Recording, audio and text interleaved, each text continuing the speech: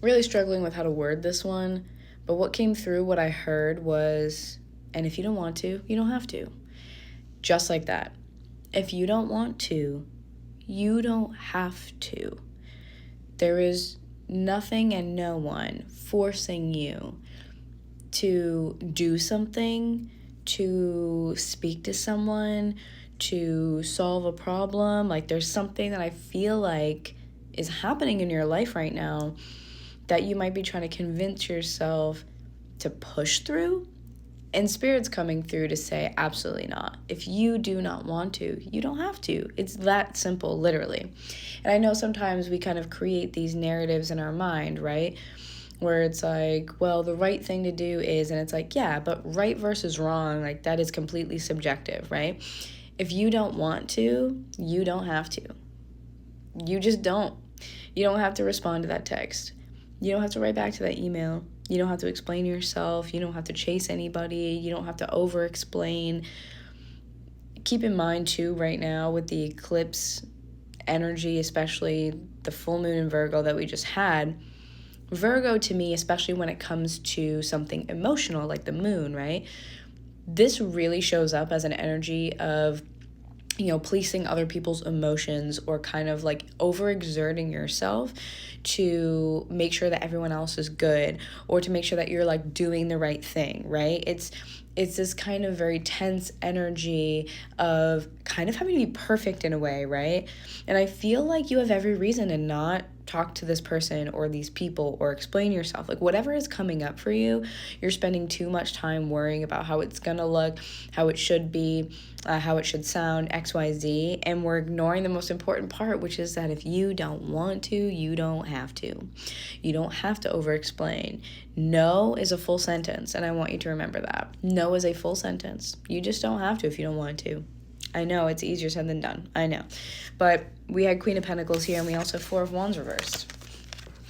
If you are not getting in return what you are giving somebody else, if the energy and the emotional investment, or any of your investments, time, energy, money, whatever, isn't being reciprocated, then again, you simply don't have to if you don't want to. And you don't have to, like I said, explain why. If you don't want to, you don't have to. A Queen of Pentacles, God bless you, energy in reverse is all about where we take care of other people first and foremost, and we forget to honor ourselves. Like, someone might say, well, you did XYZ to me, or whatever the case is. And it's like, well, at the end of the day, why, right? What is the root cause of that problem?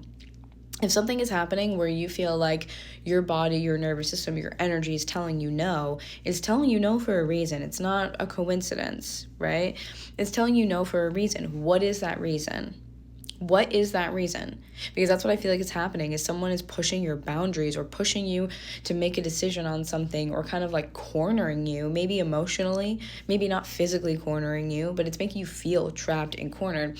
And this is something that is, not to be fought back with a push and a shove, right? Like Venus in Aries, but it's retrograde, okay? So Venus in Aries is that forward momentum. Anything in Aries is. However, having it retrograde is a moment to reflect on what we value. Aries is all about the self, right?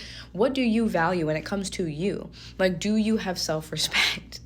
Do you have self-respect? Do you value and honor yourself? Do you, honor your nervous system? Do you honor those responses when they come up? If someone does something, do you justify, why? Or, well, they had this going on and I can understand XYZ. Very Virgo related in our interpersonal connections, right? Virgo oftentimes is the caretaker. So it can be, micromanaging and nitpicking and pulling the layers back and being like, well, I can understand this and I can understand that, and they're coming from this place of XYZ. It's besides the point. It's besides the point. Does it serve you? Does it serve you? Does it make you feel good? Does it make you want to show up? Does it make you want to continue to talk to that person, to show up every day for that job? Does it provide you with something that makes you feel good in your body? Does your body react positively to it?